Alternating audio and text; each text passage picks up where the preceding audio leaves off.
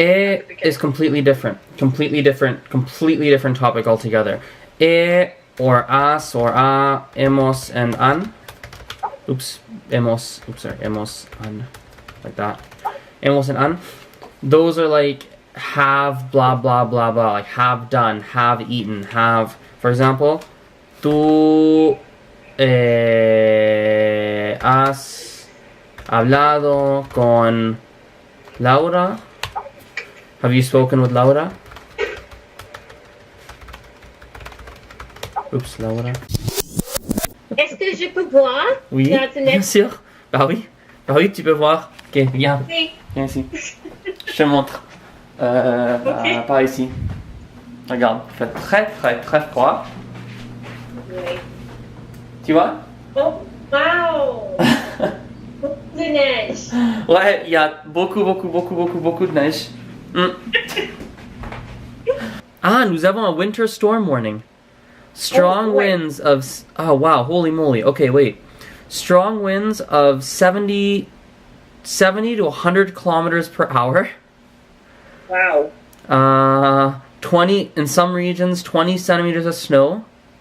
Mm-hmm.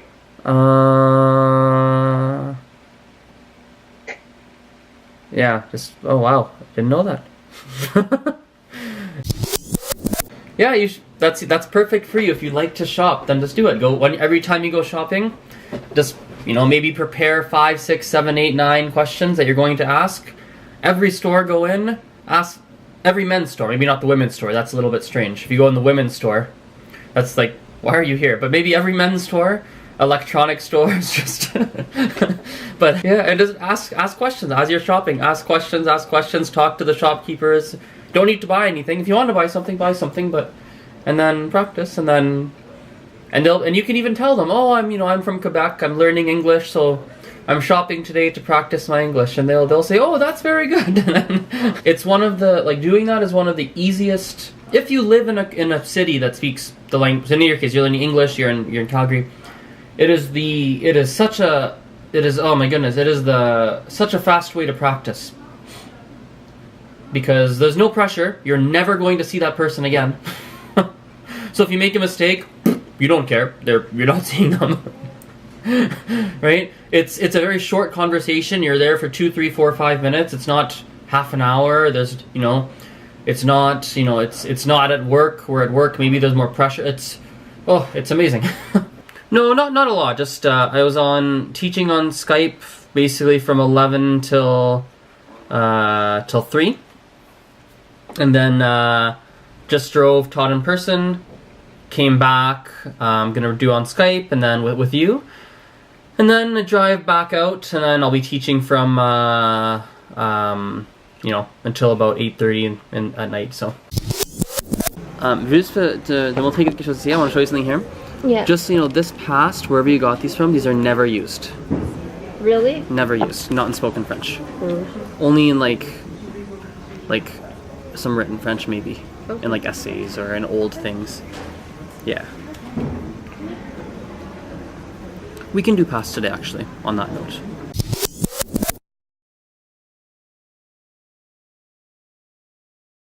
Happy Saturday. Just finished teaching a Spanish lesson, which went really, really well. The student asked lots and lots and lots of questions, which I just love, because the reality is that asking questions is like a huge piece to learning any language, or for that matter, learning any skill whatsoever. I feel like a lot of people keep their questions to themselves because they don't want to look silly per se, but the questions and making sure that you're understanding what's going on and everything is really, really important. So I just finished tutor interview number 1. Now I've got to head home to teach some Spanish on Skype.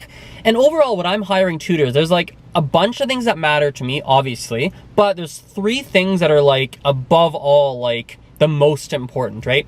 Number 1, as I want to make sure that I have an excellent relationship with every single tutor that I bring on board. It's really key. The relationship is the most important thing in my perspective. It's kind of let's do a bit of a throwback. I talked about in one of my videos that you need to have an excellent relationship with your students. I think it's equally important, if not more important, when you have different tutors. I think it's a key piece. So I want to be in constant contact. I want to be getting coffees with you. I want to see you at least once a week. Like, I want to be in constant contact.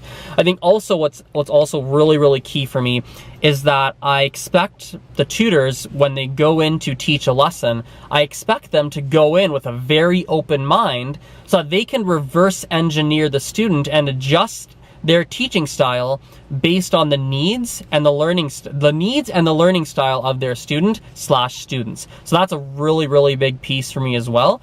And last but not least, the third major thing is I expect the people that I'm bringing on to be very open-minded and okay with me giving them feedback to improve their teaching practices and their tutoring practices.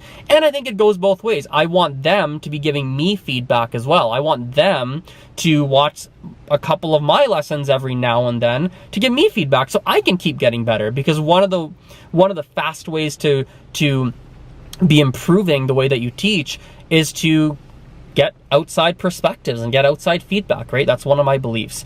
And yeah, so first interview went well, and I think the major part of my interviews when I interview for this position is I want to see how they teach. So this guy that I had on a couple days this week, he's going to be teaching some of my students instead of me, and I'm going to be observing to see, like, how does this guy teach? What's his perspectives? Like, what does he do, right? So yeah, pretty excited to see where this leads.